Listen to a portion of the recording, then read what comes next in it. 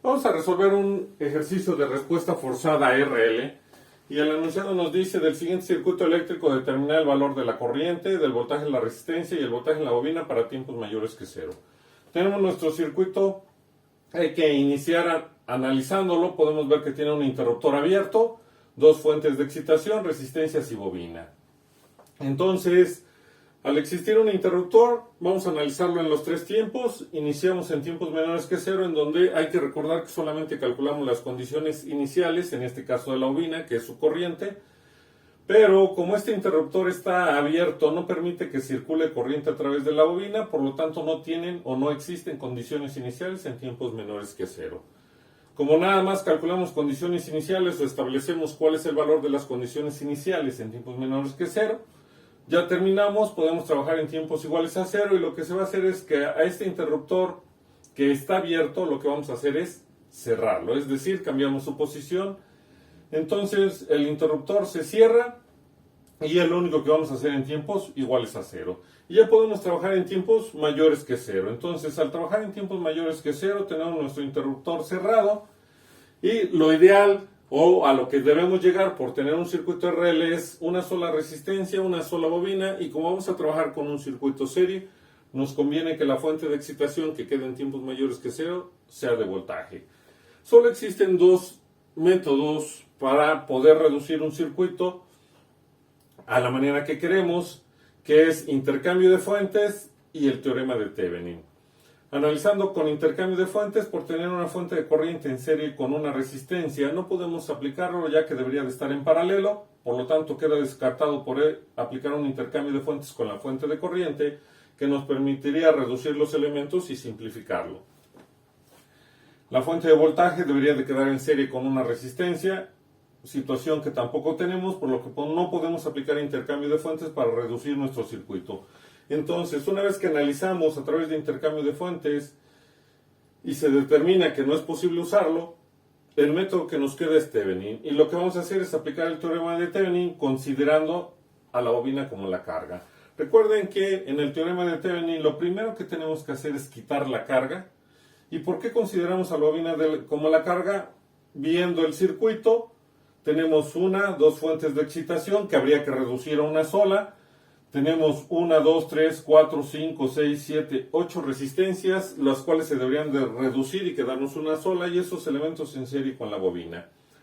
Por ello es que la bobina, como es una solamente, es la que consideramos como la carga, la retiramos y ya podemos aplicar el teorema de Thevenin, que nos dice que cualquier circuito eléctrico, una vez que se retira la carga, lo podemos transformar en una sola fuente de voltaje en serie con una impedancia, que para nuestro caso, por ser resistencia, sería con una resistencia, y posteriormente conectamos la carga, con lo cual lograríamos el circuito que necesitamos para trabajar en tiempos mayores que cero y obtener la ecuación que nos determina la respuesta forzada RL. Entonces, el circuito con el cual se debe trabajar es el siguiente. Tenemos nuestro circuito en donde lo único que hicimos fue retirar la carga, que era la bobina, y tenemos las terminales A y B, en donde vamos a obtener la resistencia de Thevenin y el voltaje de Thevenin. Podemos volver a escribir nuestro circuito sin cambiar las conexiones. Vamos a modificar la forma en que se ven sin cambiar las conexiones. Los elementos que quedaron en serie van a seguir estando en serie. Los que están en paralelo. No vamos a cambiar las conexiones, únicamente la forma en que se ve, para que sea más fácil trabajar con él.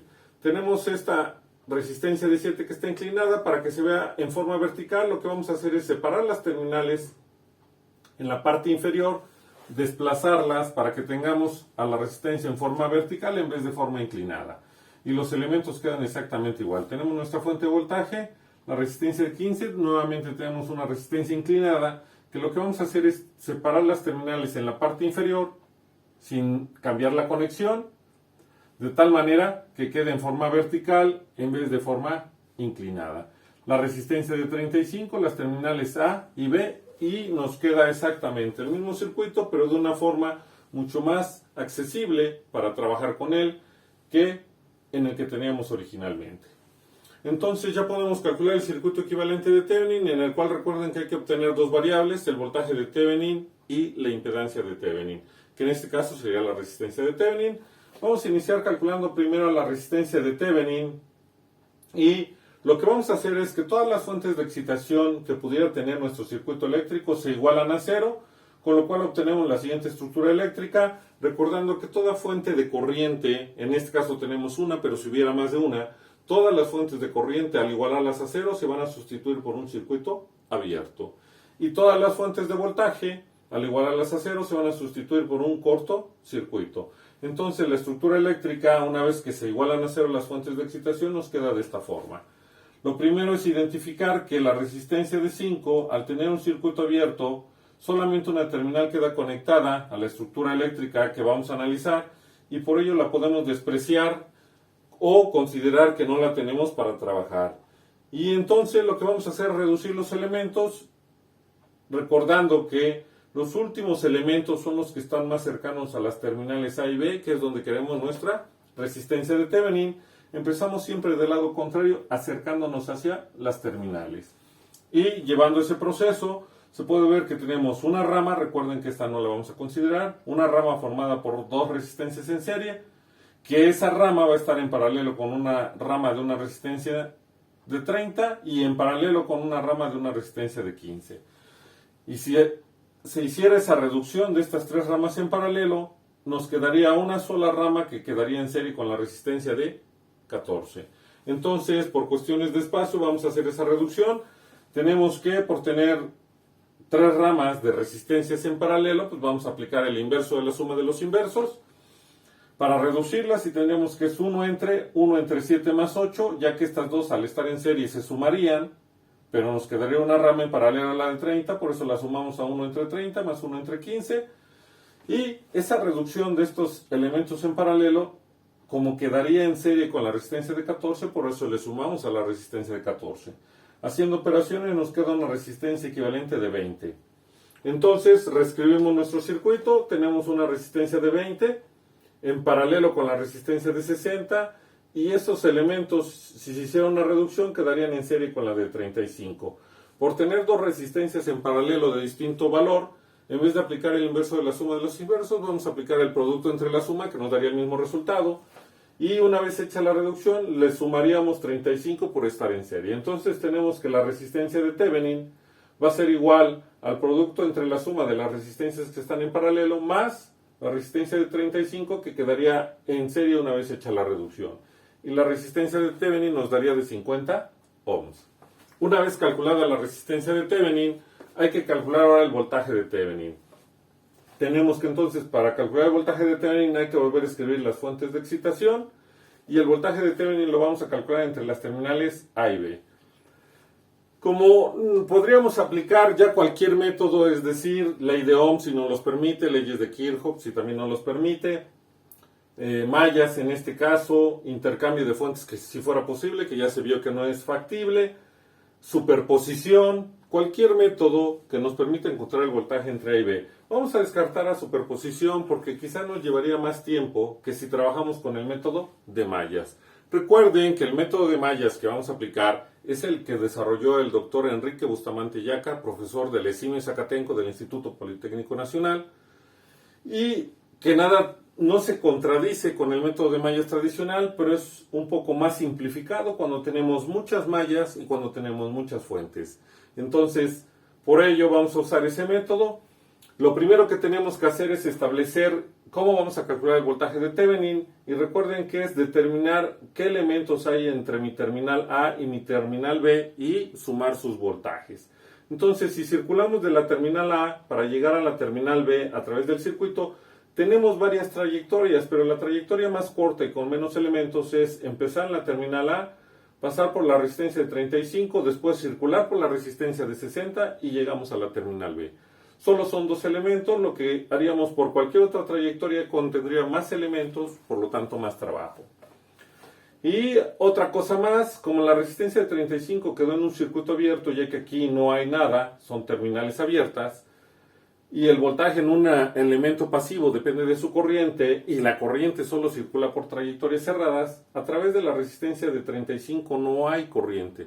Por lo tanto, su voltaje es cero y únicamente tenemos que calcular el voltaje en la resistencia de 60, ya que esa sí está en una trayectoria cerrada. Y podemos calcular entonces el voltaje de Thevenin.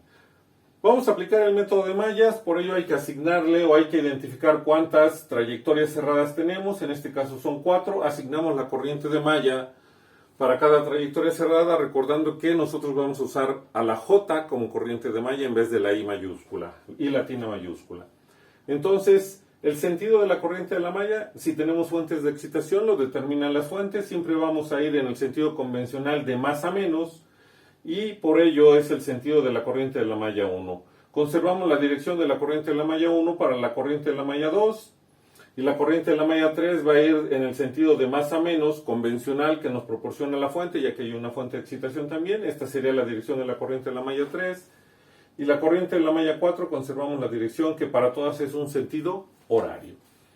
Ya tenemos la corriente que circula a través de la resistencia de 60, ya podemos calcular su voltaje, pero hay que recordar que tenemos que analizar cómo es la trayectoria de la caída de tensión que queremos calcular, que es de la terminal A y B, con respecto a la corriente de la malla que circula en el elemento en donde queremos calcular la caída de tensión. Al ir de A hacia B y circular por la resistencia de 60, lo hacemos en una dirección hacia abajo para la caída de tensión. La corriente de la malla que necesitamos, que es la 4, al circular por la resistencia de 60, circula hacia abajo, que es la misma trayectoria que la corriente, que la dirección de la caída de tensión. Por eso el voltaje de Thevenin que vamos a calcular en este caso nos queda positivo. Y entonces podemos decir que del circuito el voltaje de Thevenin es igual a 60 por la corriente de la malla 4. Una vez que ya establecimos que necesitamos la corriente de la malla 4, ya podemos aplicar nuestro método de mallas y lo primero que vamos a hacer es escribir las ecuaciones de mallas. En este caso, por tener 4, pues son 4 ecuaciones. Y para calcular la impedancia propia de cada malla, lo único que vamos a hacer es la suma de los elementos pasivos, o en este caso de las resistencias que forman la malla, y la impedancia propia de la malla 1 pues va a ser 7 más 5, nos va a dar 12. Siempre son positivas las impedancias propias de cada malla. La mutua entre las mallas, hay que analizar qué elemento quedó, o elementos, podrían ser más de uno, entre la malla 1 y la malla 2. En este caso tenemos un solo elemento que es la resistencia de 7. Entonces lo recorremos con la corriente de la malla 1 y de la malla 2. La corriente de la malla 1 va hacia abajo en la resistencia de 7 y la corriente de la malla 2 va hacia arriba en la resistencia de 7. Por ello escribimos menos 7 por la corriente de la malla 2. La impedancia mutua entre la malla 1 y la malla 3, no hay ningún elemento que haya quedado un elemento, varios elementos, pero en medio de la malla 1 y de la malla 3, por eso escribimos más 0 por la corriente de la malla 3. Entre la malla 1 y la malla 4 tampoco queda algún elemento, por eso escribimos más 0 por la corriente de la malla 4 y se iguala a voltaje. ¿Por qué? Porque tenemos elementos pasivos que son impedancias o resistencias por una corriente. Impedancia por corriente nos da voltaje o resistencia por corriente nos da voltaje. Tenemos un voltaje, otro voltaje, otro voltaje u otro voltaje y lo podemos igualar solo a voltajes. Como aquí tenemos una fuente de corriente, no podemos igualar el valor de esa fuente de corriente porque necesitamos el voltaje de la fuente, no su corriente. Por ello escribimos que la ecuación de la malla 1 va a ser igual al voltaje de la fuente de corriente que está conectada a la malla 1. La forma, nuevamente, la forma en que se represente o se escriba el voltaje de la fuente de corriente, depende de cada quien. Podría ser una X, podría ser cualquier otro símbolo para decir que es el voltaje de la fuente de corriente. Nosotros, o bueno, al menos yo voy a escribir VFC, que sería el voltaje de la fuente de corriente. Y sería la ecuación 1. La ecuación de la malla 2, hay que recordar que la facilidad de este método es que la impedancia que tenemos, no la propia, sino Z12 es igual a la Z21 que necesitamos para la ecuación de la malla 2. Por eso volvemos a escribir menos 7 por la corriente de la malla 1. Aquí sería la impedancia propia de la malla 2, que sería Z22.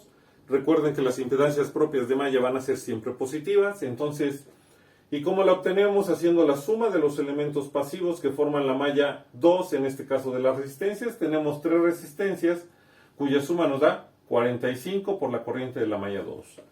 Hay que analizar ahora qué elemento quedó entre la malla 2 y la malla 3, y se puede ver que es una resistencia de 30. La recorremos con las corrientes de la malla 2 y de la malla 3. La malla 3 va hacia abajo en la resistencia de 30 y la malla 3 va hacia arriba en o la corriente de la malla 3 va hacia arriba en la resistencia de 30. Sentidos contrarios, por eso escribimos menos 30 por la corriente de la malla 3. El elemento mutuo entre la malla 2 y la malla 4, no hay ninguno que quede en medio de la malla 2 y la malla 4, hay una separación, no hay un elemento, por eso escribimos más 0, J4. Como aquí no hay fuentes de excitación en la malla 4, por eso le igualamos a 0. Y sería nuestra ecuación de malla 2. Vamos con la ecuación de la malla 3. Ya lo mencioné, en este caso Z13 es igual al valor de Z31. Nos dio 0, escribimos 0 por la corriente de la malla 1. Z32 es igual a Z23, que nos dio menos 30, y escribimos menos 30 por la corriente de la malla 2.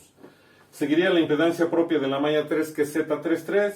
Ubicamos nuestra malla 3 y hacemos la suma de los elementos pasivos que la forman, que son dos resistencias, cuya suma da 45 por la corriente de la malla 3. Ahora identificamos el elemento o elementos, si fuera el caso, que quedan entre la malla 2 y la malla 3, que se puede ver es la resistencia de 15.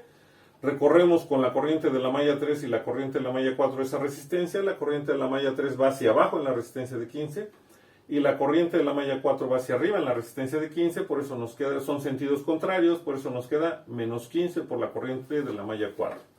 Hay una fuente de excitación que es de voltaje, y por ello escribimos que es igual a 50, porque son volts, y además queda positiva. Ya se vio eso en circuitos de C y CD, que siempre que la corriente de la malla lleve la dirección de la fuente de excitación, en el lado o en el extremo, en el lado derecho de la expresión de la ecuación de la malla siempre va a ser positiva. Por eso escribimos 50 positivo, y sería la ecuación de la malla 3, o nuestra ecuación 3. La ecuación de la malla 4, empezamos con la mutua entre la malla 4 y 1, que sería el mismo valor entre el 1, Z14, que es 0, por eso escribimos 0 por la corriente de la malla 1. Z42 es igual a Z24, que nos dio 0, y por eso escribimos 0 por la corriente de la malla 2. Z43 es igual a Z34, que en este caso dio menos 15, por eso nos queda menos 15 por la corriente de la malla 3. Y Z44, que sería la impedancia propia de la malla 4, va a ser igual a la suma de las resistencias que forman la malla 4, que nos da 89 por la corriente de la malla 4. Como no hay ninguna fuente de excitación en la malla 4, por eso le igualamos a 0 y sería nuestra ecuación 4 o de la malla 4.